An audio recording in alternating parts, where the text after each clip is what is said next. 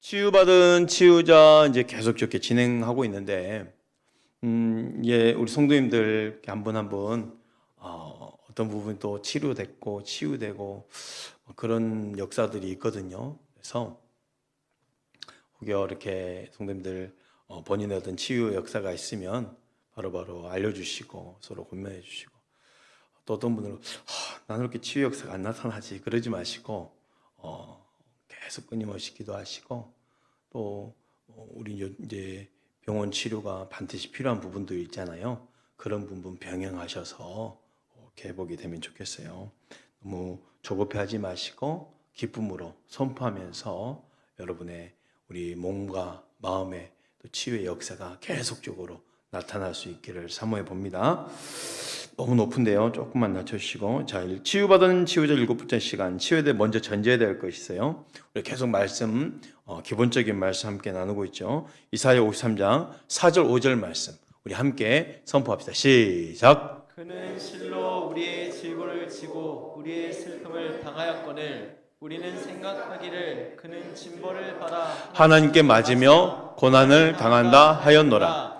그가 찔림은 우리의 허물 때문이요 그가 상함은 우리의 죄악 때문이라. 그가 징계를 받음으로 우리는 평안을 누리고 그가 채찍에 맞음으로 우리는 나음을 받았도다. 아멘.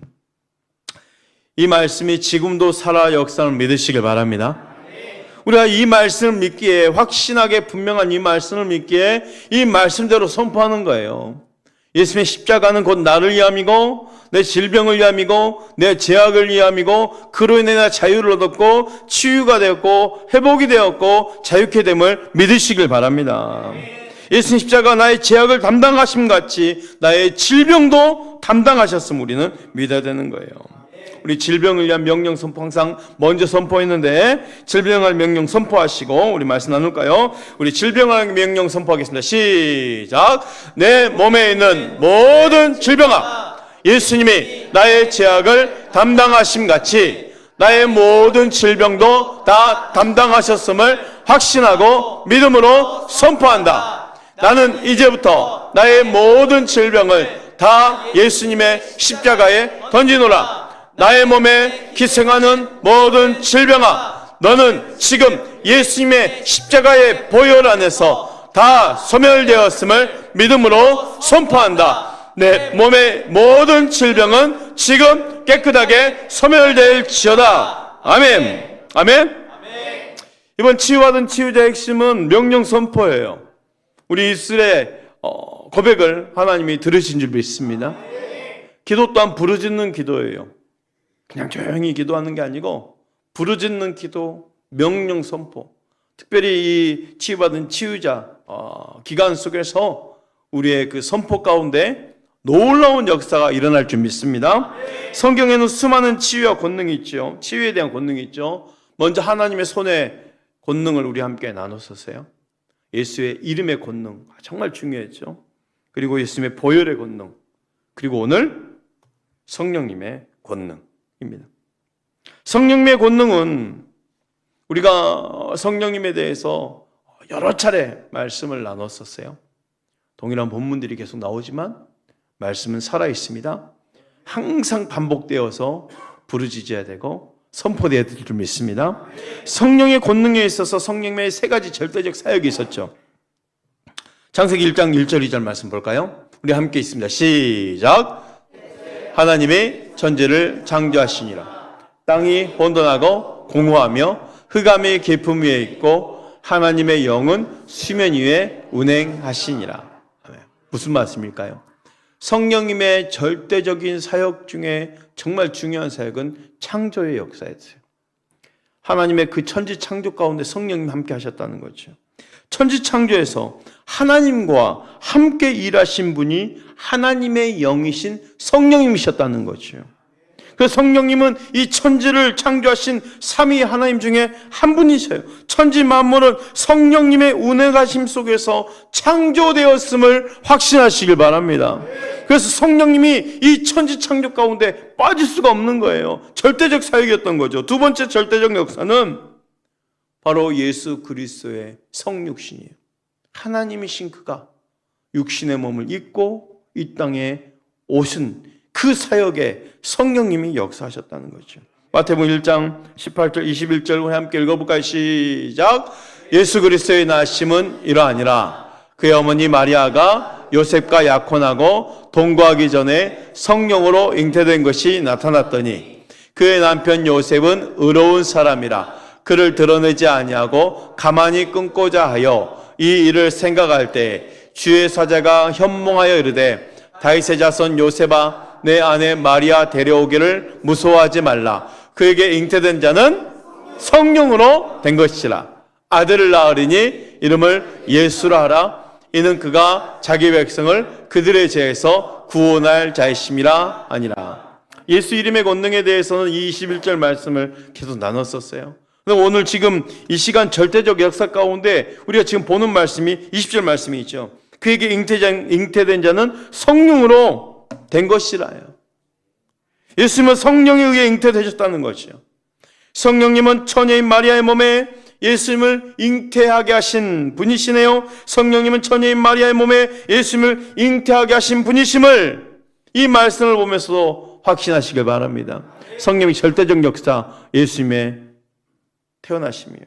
마지막으로 성령님의 절대적 역사는 성경 말씀이에요.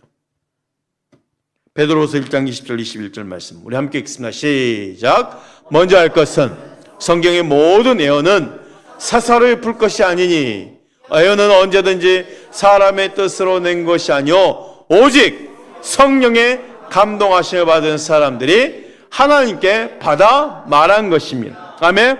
그래서 성경의 온 저자 누구냐는 거예요. 성령님이십니다.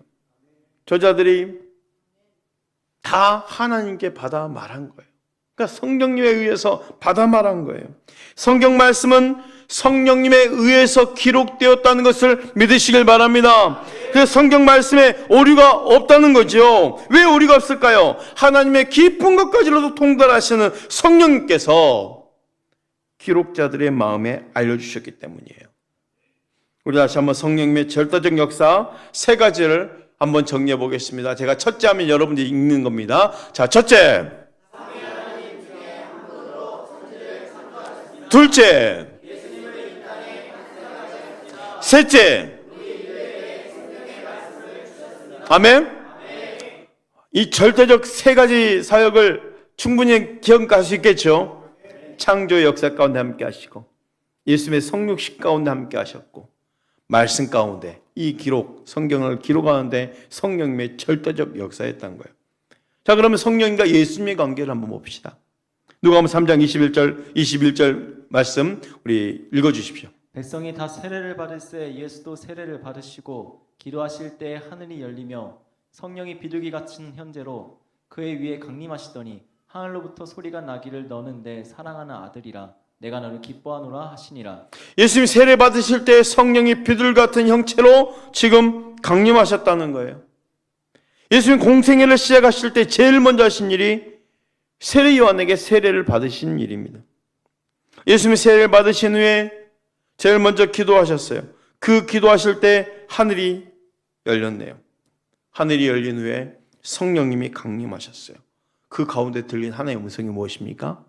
너는 내 사랑하는 아들이라 내가 너를 기뻐하노라 하요.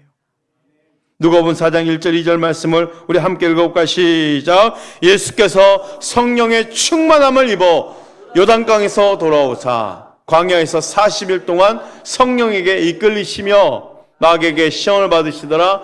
이 모든 날에 아무것도 잡수지 아니하시긴 날수가 다음에 줄이시니라. 중요한 게 있습니다. 예수님의 사역의 시작을 보십시오. 세례를 받으시고 성령이 강림하셨어요. 그리고 성령의 충만한 가운데 요단강에서 돌아와서 광야로 40일 금식을 했다는 거예요. 그러니까 예수님의 사역의 시작은 성령님을 받지 않고는 시작하지 않았다는 거예요. 성령 충만함을 입고 사역을 시작했다는 거 참 중요합니다. 14절 15절 이어서 볼까요? 시작. 예수께서 성령의 능력으로 갈릴리로 돌아가시니 그 소문이 사망에 퍼졌고 친히 그 여러 회당에서 가르치심에 무사람의 칭송을 받으시더라. 예수님이 갈릴리의 사역의 시작도 성령의 능력으로 했다는 거예요. 참 중요하죠. 예수의 사역은 성령 받고 시작한 거예요. 성령 충만한 가운데 시작한 거예요. 성령 능력 가운데 시작한 거예요. 성령력 없이는 사역하지 않으셨다는 거예요. 성령 받고 시작하셨습니다.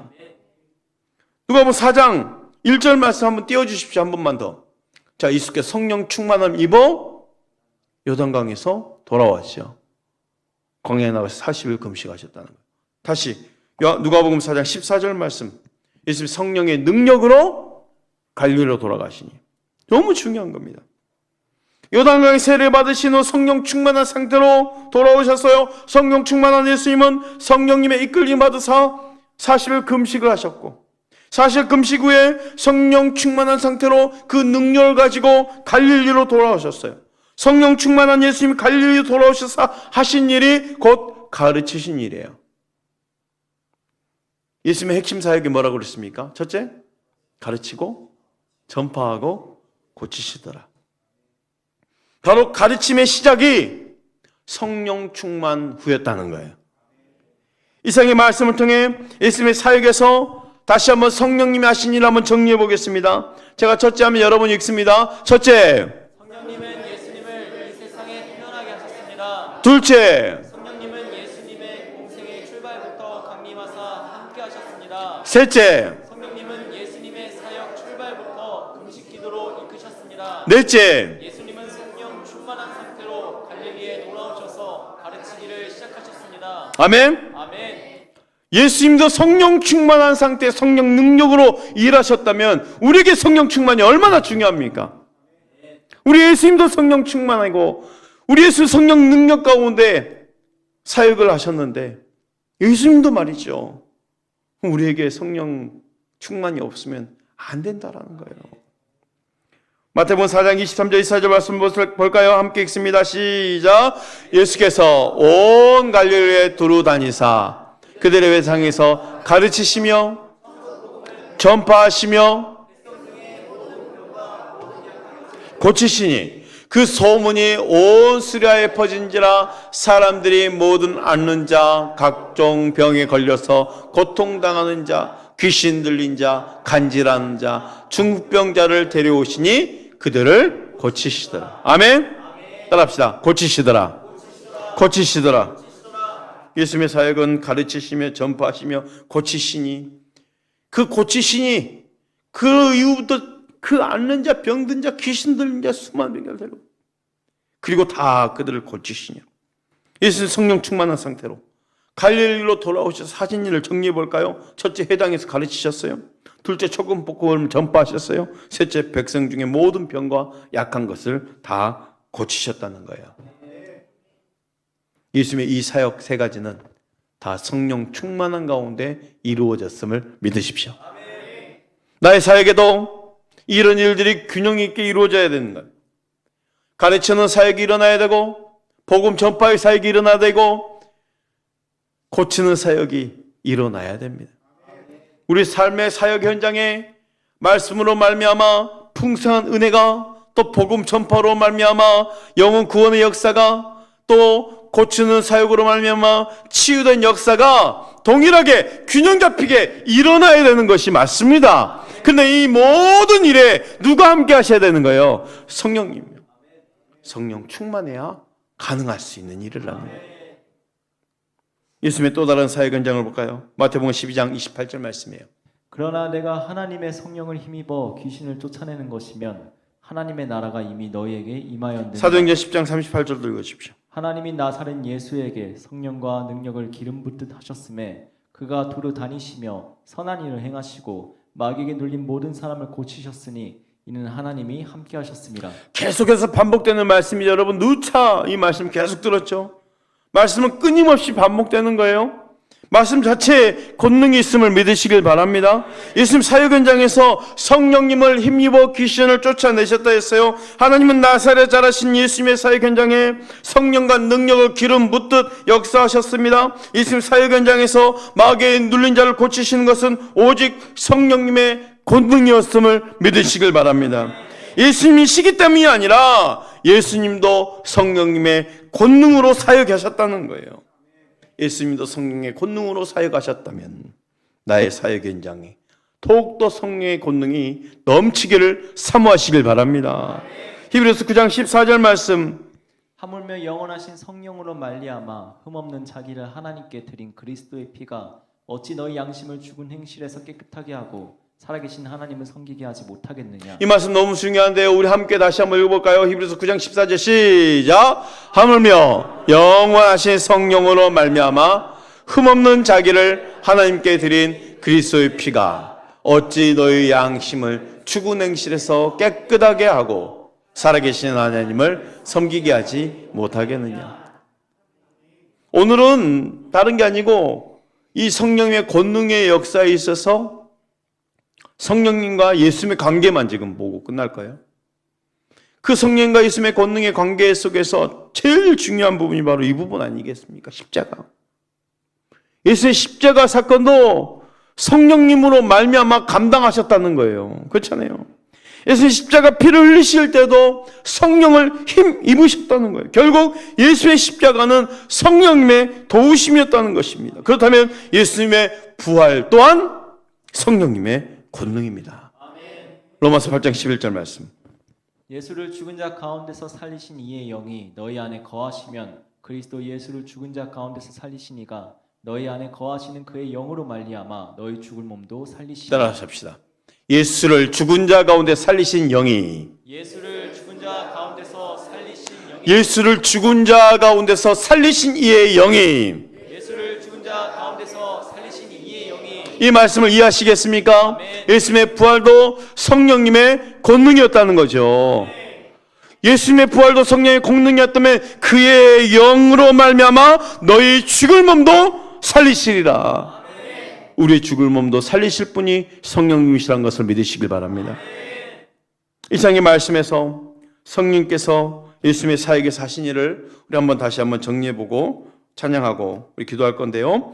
예수님 성령께서 예수님의 사역에 사신 일, 제가 첫째 하면 여러분 읽어주시면 되겠습니다. 첫째, 예수님은 성령 충만한 상태로 갈릴리에 오셔서 3대 사역을 하셨습니다. 둘째, 예수님의 사역 현장에서 성령님은 마귀에게 눌린 자를 고치시고 귀신을 쫓아낼 힘을 주셨습니다. 셋째, 성령 충만한 상태로 금식 기도에 들어가셨습니다. 넷째, 금식 기도 후에 성령의 권능으로 갈릴리에 돌아오셔서 가르치시고 전파하시며 고치시는 사역을 하셨습니다. 다섯째, 예수님은 성령의 권능으로 마귀에게 눌린 모든 자를 고치시고 귀신을 쫓아내시며 각종 병과 약한 것을 고치셨습니다. 여섯째, 예수님의 십자가도 성령님에 의해 지셨습니다. 일곱째. 예수님의 부활도 성령님의 도움이셨습니다. 아멘. 아멘. 이렇게 성령님의 관계가 너무 중요하다는 것을 아시겠죠? 절대적 사역 세 가지가 있었고 예수님의 관계 속에서 성령님의 사역이 있었는데 예수님의 그 사역의 모든 것들이 다 성령님의 권능 아니고서는 이룰 수 없다라는 것을 우리는 봤어요. 어느 거 하나도 말이죠. 그래서 예수님 사역에서 성령이 도우심이 없이 된 것이 단 하나도 없이 다 성령님의 도우심이었다는 사실을 우리는 말씀을 통해서 볼 수 있는 거예요. 예수님의 사역처럼 나의 사역에도 여러분의 사역에도 성령님의 도우심이 절대적임을 믿으시길 바랍니다.